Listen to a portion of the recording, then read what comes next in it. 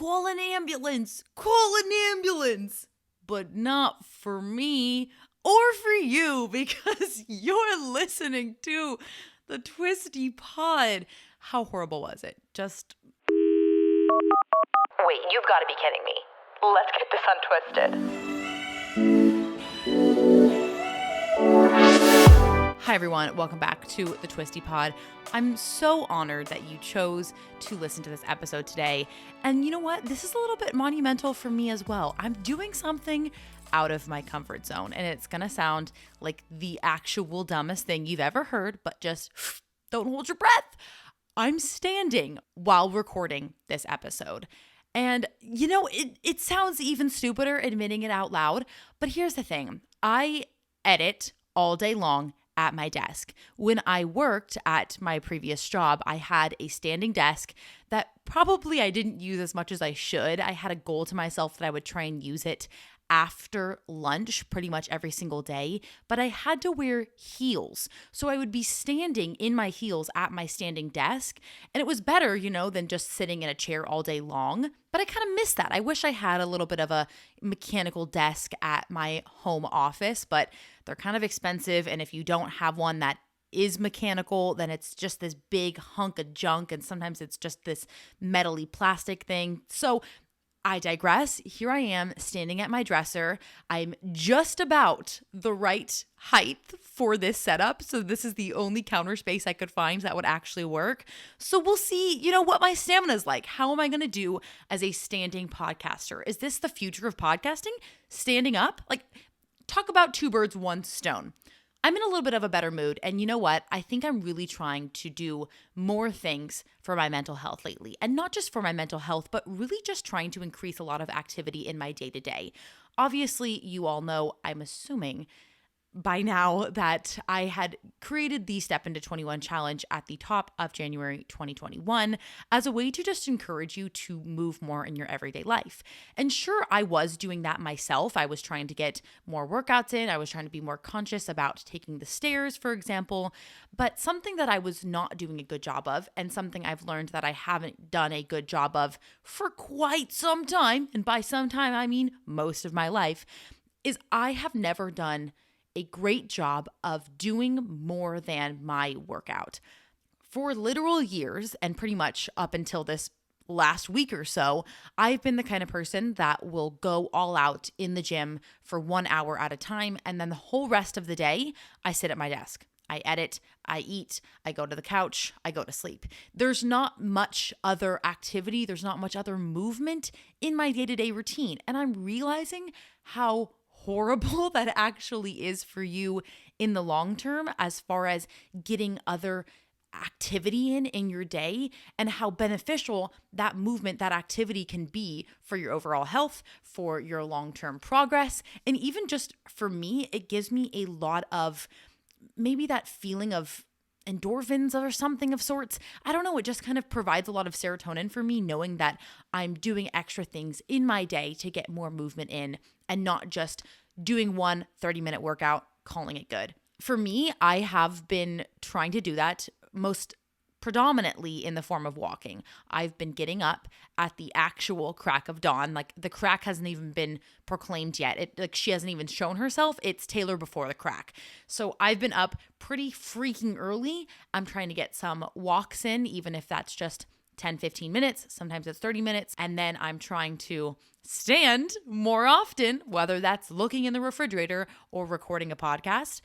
And I really am kind of on this confident mantra that doing these things will be extraordinarily beneficial in the long run. And actually, it's not even just a little mantra of my own. This is a known thing. I believe, and I'll have more information on this once I am certified, but I believe this kind of strategy is categorized as NEAT, or non-exercise activity thermogenics, something like that, in regards to your total daily energy expenditure, which sounds like a whole bunch of big words that I just blurted out, probably wrong. Again, not certified. But I've done a lot of research in my years of being on my fitness journey, and I try my best to try and understand things from a scientific perspective because I think it's fascinating. But to put that into layman's terms in a way that I think is correct. And again, don't know what I'm talking about for the most part. There's multiple things that go into how our body burns calories throughout the day. There's a type that just means you're pretty much doing nothing, your body at rest burns X amount of calories. Then there's the other things that you might do, like such as a designated workout, going to the gym, lifting weights, running on the treadmill. There's also another category that's referred to as NEAT, which basically means all the other things that you do in your day-to-day life that add up to how your body burns calories. Again, there's a lot that goes into this, but that little NEAT component is actually pretty darn important and makes up a fairly significant chunk of the amount of calories your body burns in a day. And those little activities are the simple things. It's vacuuming even. It's taking the stairs. It's moving about your day. It's walking. It's doing house chores. It's running errands. Like things like that are all of the things that you wouldn't categorize as working out, but are actually extraordinarily important in your overall health and fitness journey. So, I mean, that was kind of like in the back burner of my mind as I was thinking about step into 21, and more so something that I've known for a long time is important, but kind of thinking about it from that scientific perspective. Do I need to say it again? I'm not certified. Is actually really important, and I think for me at least helps paint a bigger picture and understanding how my body works, because if I can understand the science behind why my body would want to burn calories a certain way, or how my activity affects my overall health, my journey, my mental health, my physical health, my well-being, then I'm kind of motivated a little bit more to be, active, and not just in a traditional sense of going out for a jog, but even just trying to stand while recording a very, very twisty pod. My only thing right now is that I'm a little bit concerned that I don't want this to be a temporary thing. I'm really trying to work on making this extra movement in my day a habit, because the reality is I'm excited about it right now. I'm waking up early so I can go on a walk. I'm making extra time in my day so I'm able to have a little bit more movement, or I'm trying to be very conscious about it and choosing to stand right now, or I'm, maybe choosing to vacuum and like getting an extra step in or two while I'm vacuuming. Because I'm thinking consciously, okay, how can I get more NEAT in my day? How can I consciously be moving a bit more than usual? But it takes a bit of time to build those ideas into habits, and then to turn those habits into something that you're doing subconsciously. So what I'm trying to focus on in this moment is really trying to be consistent, trying to get myself out of bed in the morning a little bit earlier, not sleeping until way past the crack of dawn, like into the afternoon, because I would stay up so late. I'm trying to just be very cognizant of sticking with these things that I'm speaking about now, so it's not just something that I'm so hot and cold about, because I think that's where I've made mistakes in my journey previously, is I get very excited about something, I do it for 2 weeks, and then I sort of forget, and then it sort of isn't a priority anymore. But if I'm consistent with it, then maybe I'll see some really good progress, because it's going to become just a more active lifestyle, living a more healthy lifestyle. I'm currently trying to eat some cereal as we speak. I know I've worked with Schoolyard Snacks a few times, but gosh, I just love their products. I love their cereal so stinking much. Their sour cream and onion snacks, like their little, what are they called? Cheese puffs, I think. So stinking good. I wish I had some right now, but I have a few questions I want to go through today, aka I just asked this question on my Instagram because I procrastinated, and I've been telling myself for days to not do it, but that's just one habit I'm not sure I'm ever going to break. Is procrastination a habit? I was listening to a podcast the other day on why we procrastinate, and I shit you not, I procrastinated listening to the whole thing. The podcast is half listened to on my Spotify. Absolutely ridiculous. Also, I just learned that Spotify now has notifications for podcasts. So if you're ever having a hard time keeping up with podcasts, you can turn on the notifications for this podcast. I believe you just go up to the following tab. Always make sure to follow the podcast. It's so much easier, not even just for me and my ratings and whatnot, but keeping track of any podcast that you listen to by following it on Spotify or Apple Podcasts, wherever, is so much easier for just keeping track of everything. So you can turn on the notifications for the Twisty podcast And then you will not procrastinate listening to this. All right, Burn Nicole asks, besides YouTube, what is your favorite job that you've ever had? My favorite job I've ever had, two. So my first job ever was working at a cupcake stand at the county fair. And it was actually so much fun. It was one of those things that was kind of a fluke hiring. I basically walked up to the stand, handed them my resume. She told me I'd be working the next day. It was pretty dang awesome. And it was so much fun because I would quite literally ice cupcakes. I would get to eat leftovers for the day, or I'd get to take some home. People would come and buy the craziest cupcakes. Some of the most popular things on the menu were, I think they were puppuccinos or just whipped cream for the puppies. So you'd get to see all of these cute puppies come up and get their little puppuccinos. It was so stinking precious. We also sold like good lemonade, like darn good lemonade. And I learned so much about baking. Ironically, I had to do like a lot of the back end process, but also just customer service in general, I think is an incredible job to have. I think everybody should work in customer service of some sort. Working in the service industry gives you so much insight, I guess you could say, into how sometimes people are treated, be that negatively or positively. It can give you a lot more respect for service workers when you are a customer yourself. I've worked in service actually a lot now that I'm thinking about it. My other favorite job was as an assistant to a wedding planner, which was for a while my dream career. I thought I was going to be a wedding planner. I thought I was going to have my own wedding company. I thought it was going to be the thing that was going to be, my go-to for the rest of my life. I still kind of have that passion in the back of my mind, but I kind of recognized that it felt very cyclical to me, and I loved the fun idea behind it, like the creative aspects, but my position when I was working was a lot more labor intensive than I think I anticipated, because I feel like you'll see in movies the really glamorous aspects of the wedding industry, which is like the beautiful flowers, the tapestries, the way it comes together, like the final day, the wedding, it just looks so beautiful. But there's a lot of hard work, a lot of months and stress that goes into it, a lot of back and forth. And it just felt like a little bit out of my wheelhouse, if I was being honest. And I think at the end of the day, when I was talking to my boss, the owner of the company, she loved it and she thought it was amazing, but she kind of felt limited in some ways, that she wanted to continue to grow her business, maybe beyond weddings, because she kind of got tired of doing, I guess, the exact same routine thing over and over again. And I think that was enough to kind of scare me off. I don't like doing the same thing. I need a little bit of change. And I was also just a little bit petrified that nobody would hire me. Nobody would book me. And that would be horrifying, because your whole business, your whole income, your well-being is based on getting clients. And I was just too nervous to put myself in that position.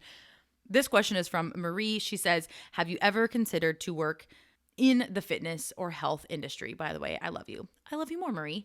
I have and I haven't. It's kind of funny. I mean, I never expected to be in this sort of weird position that I'm in, where I'm not really a health and fitness person, but I kind of am at the exact same time. I've always thought about it in the back of my mind, because it's something throughout the years has always been a constant for me. I've always loved health and fitness. I've always had a passion for working out. It's always been something that's been very important to me. So I kind of knew deep down that maybe somehow I'd end up incorporating that passion into something I'd like to do full time, but I never imagined it in this capacity or on such a public scale, for crying out loud. But I've never seen myself as a personal trainer. I still don't ever see myself as that. I've talked a lot about the possibility or the actuality of getting my certification in personal training or nutrition, but quite honestly, like hand on my heart, that would be for educational purposes, for me as a content creator, or just for me out of pure interest. I don't think I would ever open my practice. I don't think I would ever take on clients or anything like that. I just feel like that is certainly out of my wheelhouse. But then again, if something ends up happening with YouTube and, nobody watches my videos anymore, you just get tired of me, that would also be a really good fallback plan to pursue something like my certification in practice. This is a great question from Justina. She says, what exercise makes you feel empowered? So just the other day, I was at my group fitness class and we were doing Turkish Get-Ups. And it was a move I had never honestly heard of before I joined this gym, but they do it a lot and it's such a badass move that it makes you feel so cool. And when I tell you, my whole entire body is so sore, like the most sore I've ever been 2-3 days later. Oh my goodness. So if you've never heard of the move before, it's kind of a full body movement. Not kind of, it absolutely is a full body movement. We use kettlebells for our weights, but you pick a kettlebell of your choice. And basically, you have your arm pinned to your ear the entire time. So your arm is constantly held up above your head with your kettlebell in your hand. You step back with your opposite foot. So if your kettlebell is in your left hand, you step back with your right foot. So if you're kneeling on the ground, the foot that is touching the floor, the knee that is on the ground, the leg behind it goes behind your left leg. Then you basically have to kind of flip your whole body over where you're doing a reverse plank. So you take that leg that is currently behind your left leg. I hope people are following at this point. Your right leg is behind your left leg. You flip it out in front of you. So now you're in a reverse plank. Arm still above you, still holding tight to your ear. So you're doing this like crazy, like a starfish sort of thing. And then you have to essentially lower yourself onto the ground. So you're pretty much on your back, but your arm the entire time is still facing the ceiling. It never once goes down to the floor. So you're having to think about every single part of this movement so much because it's so full body intensive. And then once you're laying on the ground, you have to do the exact same thing in reverse. And it's so challenging, I think mainly, like I mentioned, because of that mental aspect, but it makes me feel so darn cool when I'm doing it, if I'm doing it right. And you have to be very thorough and methodical with it, very slow and intentional with every single movement, because of course you don't want to hurt yourself, but also that's how you're going to get the most effectiveness out of the move, by going so slow and just, like it's so cool. And I think to answer Justina's question, I feel super empowered when I do that move because it makes me feel like I'm on top of the world, honestly, which is kind of cheesy to say, but it's really true. I'm going to post a video of a Turkish Get-Up on the Twisty Pod Instagram at Twisty Pod if you're not already following it, because I think that explanation is so horrid. I don't even know how you would follow if you didn't know what I was talking about.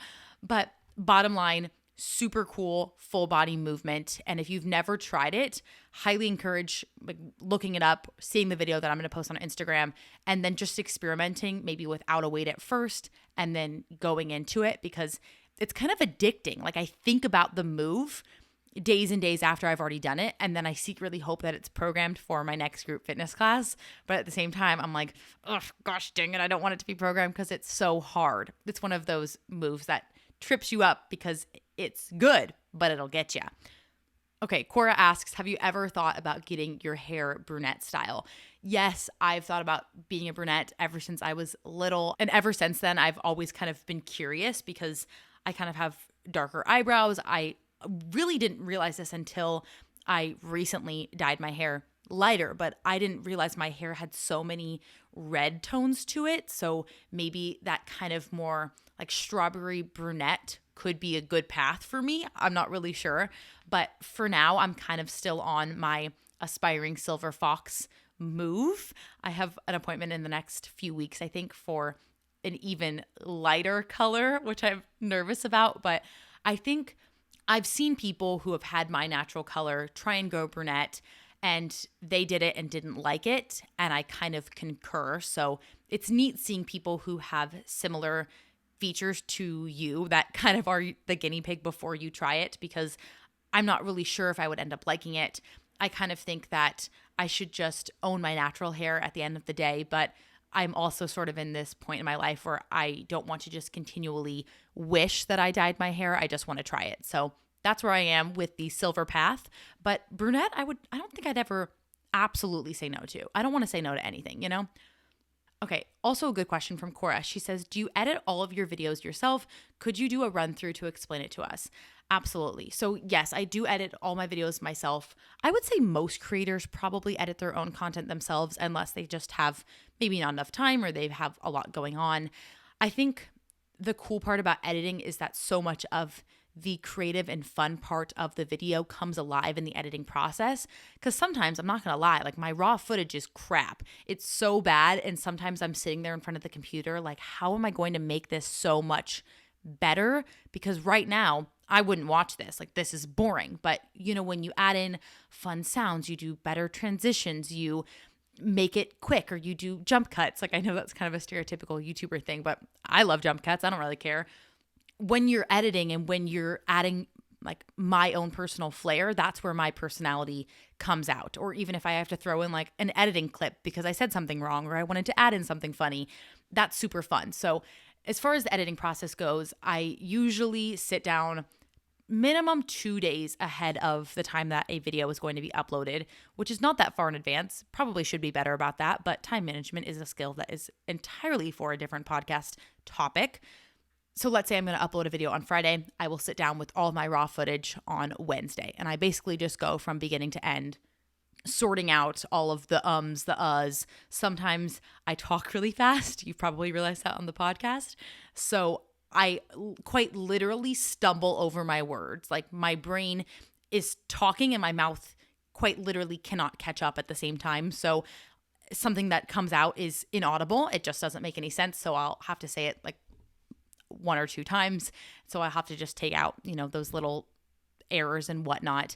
And usually I have about an hour and a half of raw footage, and it will take me like 3 hours to shift through, just making it so what I actually want in the video is there. Then the next day is kind of where I go in and I'll do the more fun editing. The day one is kind of the worst part of the editing process, in my opinion, because it's so stinking boring. And it can be so monotonous and it's not fun. And that's the process where I sit there going, gosh, I want an editor. That would be so much better if I didn't have to sit here and go through this boring footage. But I just don't know if I could get rid of that personalized aspect, at least not yet. I mean, and I'm such a small creator. I genuinely love having, my hands on my work. I think that's really empowering and really cool. So I don't see myself wanting to give that up anytime soon. But yeah, day 2 of editing is a little bit more fun, where you're just adding in, maybe it's titling text. What am I saying? I fix the lighting a lot because if you watch some of my old videos, they're dark and dim and yellow and just not good lighting in any way, shape, or form. So I usually just have to increase the exposure a little bit. I'll maybe add up a bit of saturation, but very, very light and minimal. I'm absolutely no expert, and it's very clear if you watch my videos that I'm not an expert. I'll add in fun songs to the background. Like, I love to use classical music in my videos. I think it's kind of hilarious, and I think it adds like a spunky little twist to the video that makes it a lot more funny, I guess, because I'm not that funny of a person on my own, but you can edit something to make it a lot more fun, a lot more interesting. And that's what's cool about editing. Like, you could turn something that's boring into something that's really fun if you're good at editing. And I'm no expert by any means, but I'm always trying to get better. I'm always trying to learn new things. And to be honest, at the end of the day, I don't think there's anything wrong with a very basically edited video. And I get very intimidated when I see really cool, really big creators do super fun graphics and, things that are just very professional looking. And I get insecure that I don't have something like that. But at the end of the day, it's more about the story that you're telling, the content that you're sharing, the message that you're sharing. Okay, fabulous question from Maddie. Motivation to find time to work out during school or college. This is pretty challenging, but I genuinely think that having a actual routine or schedule, a planner of sorts, is going to be your best friend. I know that's not the option for everybody because some people just aren't type A, like they don't like planning things out. But when I was in college or even just working full-time in an office, I needed structure or I wasn't going to commit to something. My other biggest advice is to try, if at all possible, to get your workout done as early in the day as possible. And some people love working out at night. I also love working out at night, especially when I was in college. It felt like kind of a good break in between studying or homework or something if I went to the gym at literally like 10 p.m. and there's not that many people there. But I sort of think at the exact same time, while that is fun and it's a good way to get your workout in, there's never a bad time. But getting it in at the first half of your day, one, is going to probably put you in a better mood for the rest of the day. Two, you're going to have more energy and more interest. Well, not exactly more interest, more energy to get your workout in, because if you push it off until 10 p.m., chances are that's when the excuses start to roll in, or at least that's how it was for me. I would say I've had the longest day. I have so much homework. I don't have time for the gym anymore. There's not enough time in my schedule. I can't go to the gym for 30 minutes, then come back and shower and eat, and then all of a sudden it's midnight, Like it all of a sudden becomes this 2-hour process. But if you sculpt out time for that in the morning, then you actually are giving yourself enough time to get all of those things done. Maybe you just have a little bit more energy at the top of the day when things are just getting started to just do it, get it done, forget it even happened, and not have to worry about it for another 24 hours. So do what works for you. That was something that really, really helped me. I've talked on this podcast before about how when I was really diving deep into my routine, I made myself get up at 5 or 6 o'clock in the morning every single day.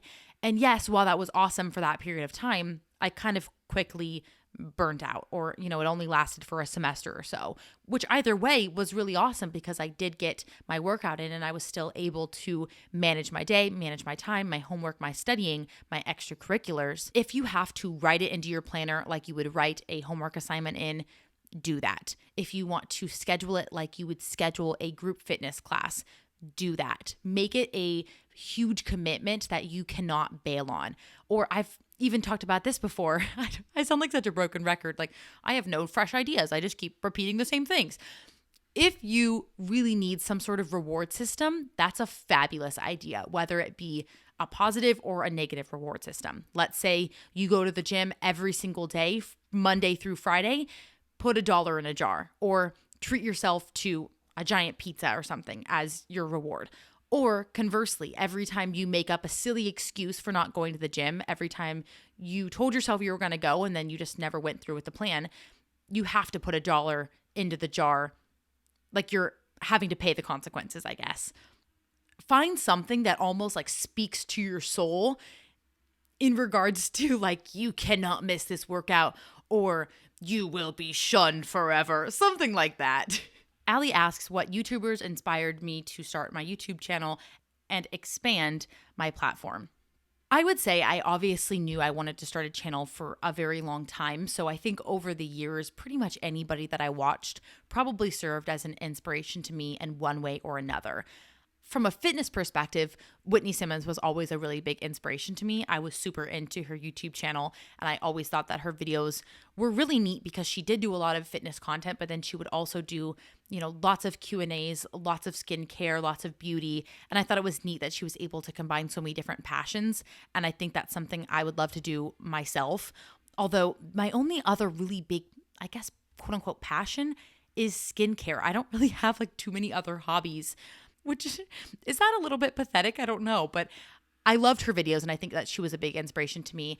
And then just kind of like from a lifestyle, good college content perspective, I loved Nikki Nasty, Nicole Raffi. I thought that she was so cool. And ironically enough, I don't actually watch much of either of them anymore.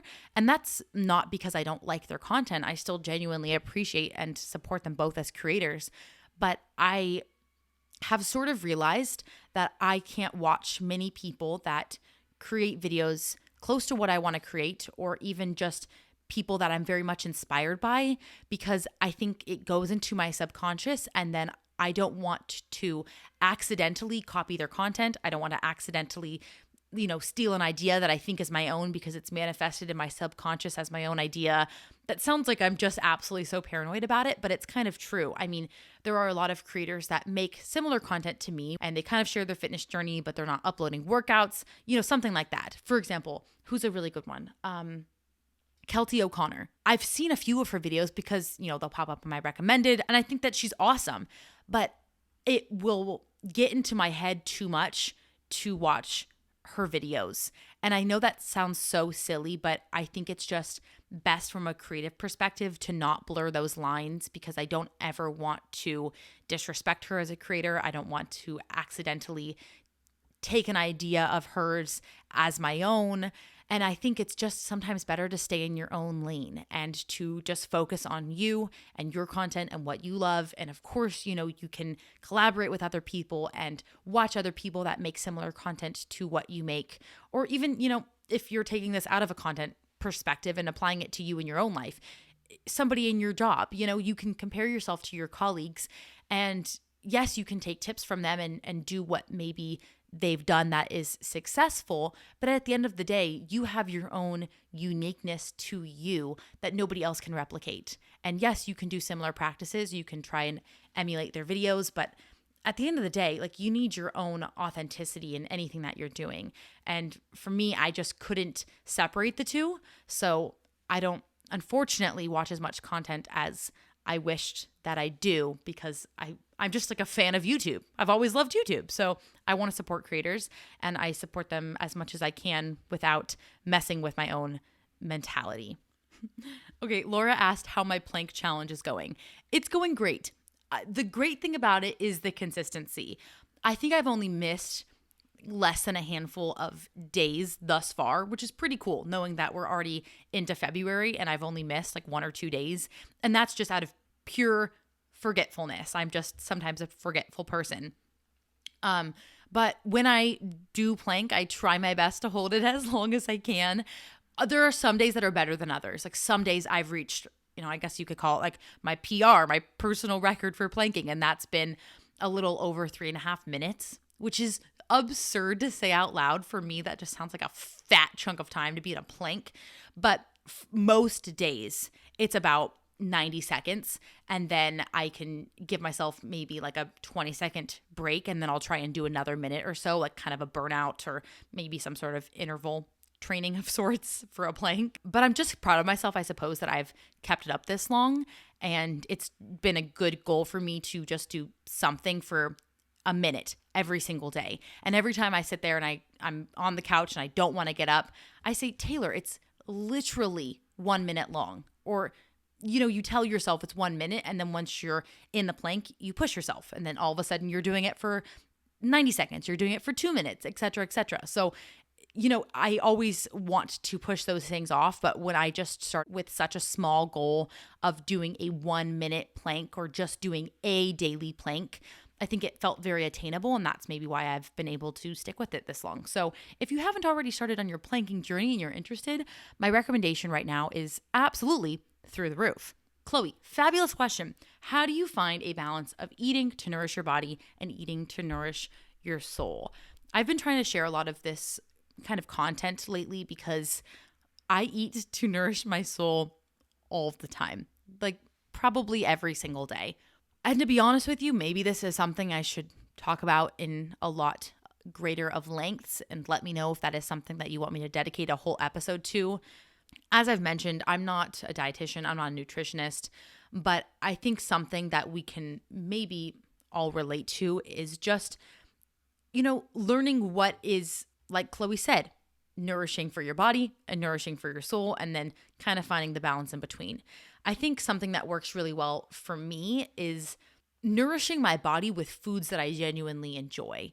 Throughout my fitness journey, I've tried so hard to like foods that I'm just always going to hate. If you think about stereotypical healthy food, maybe people that train for fitness competitions will eat, which is plain chicken, plain broccoli, nothing else. That sounds absolutely horrible. I could never imagine doing that for the rest of my life.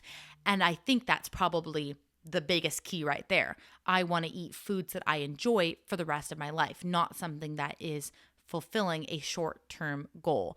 So some people hate spring mix, but I personally love it. I think it's awesome. I add it to pretty much every meal that I have, and that's a really great way for me to get in my greens at every single meal because I put a whole bunch of mixed greens on my plate. I usually just use lemon juice as my dressing, but I'm not a dressing person. That's not even a health thing. It's just because I prefer lemon juice. I season them a whole bunch. I put on salad supreme, the best seasoning ever, or everything but the bagel. I make it delicious. And then on top of that, you can have your meat, your carb, whatever you're going to have in addition to that. But for me, that's just worked. I've loved having a bit of greens in my diet. It helps me feel like I'm not neglecting the greens because probably I would otherwise. And then my body's pretty happy about it. And on the flip side, I'm never going to be somebody that can give up my favorite foods. And probably like most people, my favorite foods are things that are stereotyped as quote unquote bad for you. Like I love cookies. I love ice cream. I love ice cream.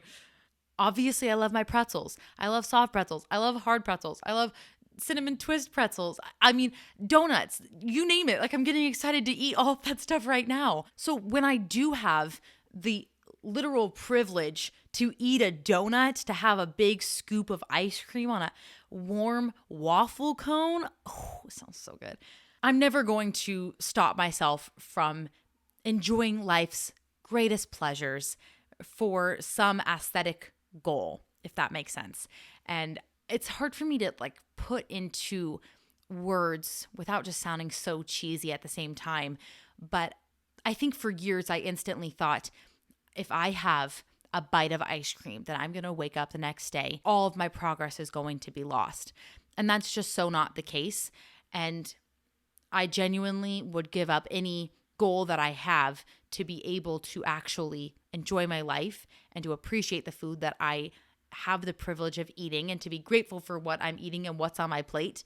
And yeah, I'm getting really sappy with it, but it took me a really long time to understand that it's more important to live your life and feed your soul while also nourishing your body. And everybody's balance is going to be different than the next. So what works for me maybe might not work for you. But I mean, there's a reason that this is so talked about. There's a reason that the fitness industry, the nutrition industry is so widely negotiable because it's not one size fits all. And that's kind of the key to it all, is that you have to find what works for you. And maybe that's a few weeks of experimentation. Maybe that's finding your own personal balance, but do what makes your heart happy at the end of the day. That's my advice. Okay, my legs are starting to hurt standing still. I'm, like I mentioned, pretty darn proud of myself that I have been standing for nearly 45 minutes or so now. That's crazy. The Turkish Get-Ups are really getting to me. Like I said, I'm going to post a video of that exercise because it makes no sense the way that I described it, but I promise you it's really, really flippin' cool. And I highly encourage you to mimic the move, try it out yourself. It's awesome. Maybe everybody knows about this move and I was just stuck in a hole. I don't know. But thank you for tuning in to this episode. I hope that you kind of liked this style. Let me know if this is, I don't know, something that you like to hear. Sometimes it's nice with podcasts to switch up the format because I think sometimes, week after week, you can be tired of just hearing the same darn thing. And I always want to be able to provide the most helpful content, things that you're actually interested in. So if you ever have episode suggestions, recommendations, message me on the Twisty Pod Instagram. You can also send in a voice recording to this podcast, which is really darn cool. I believe it's even in the episode description. You just go to my Anchor page. It's anchor.fm/don't get it twisted. Or you can email me, hello@twistypod.com, whatever you prefer. Thank you so much for tuning in. Your time is something that I do not take lightly. I am so beyond thankful that you chose to listen to my podcast. Thank you all. Please give me a beautiful 5-star rating if you want to. Follow me, subscribe to the podcast wherever you're listening. Love you all so, so, so, so, so much. And I'll talk to you next time.